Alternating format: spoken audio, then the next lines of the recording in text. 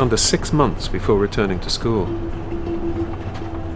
She's continuing her journey across Europe, examining the latest science to tackle climate change. And she's calling for action. Hola Madrid! World leaders are betraying us, and we will not let that happen anymore. Fridays for Future, the environmental movement she's inspired, has now grown to over 14 million followers worldwide. World leaders are still trying to run away from their responsibilities. We have to make sure that they cannot do that. In the 2015 Paris Agreement, world leaders pledged to hold the increase in global warming to well below 2 degrees Celsius and pursue efforts to limit it to 1.5 degrees.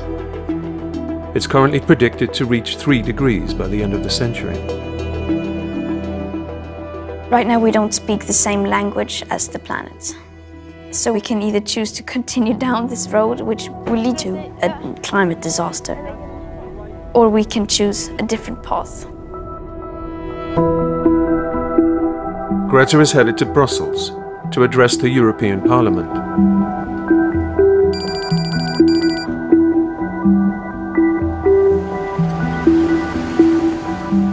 The EU has announced its Green Deal, which aims to reduce the bloc's emissions to net zero by 2050.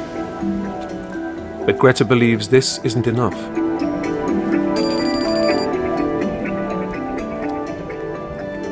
People come up to me and say, the EU have set up pledges to be net zero.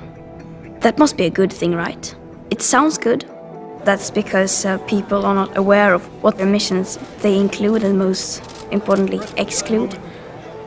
There are so many loopholes.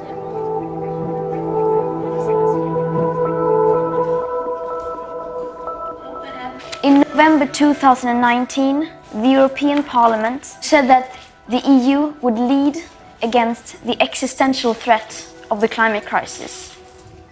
And yet, when the EU presents this climate law, net zero by 2050, you indirectly admit surrender, that you are giving up on the Paris Agreement, giving up on your promises, and giving up on doing everything you possibly can to ensure a safe future for your own children.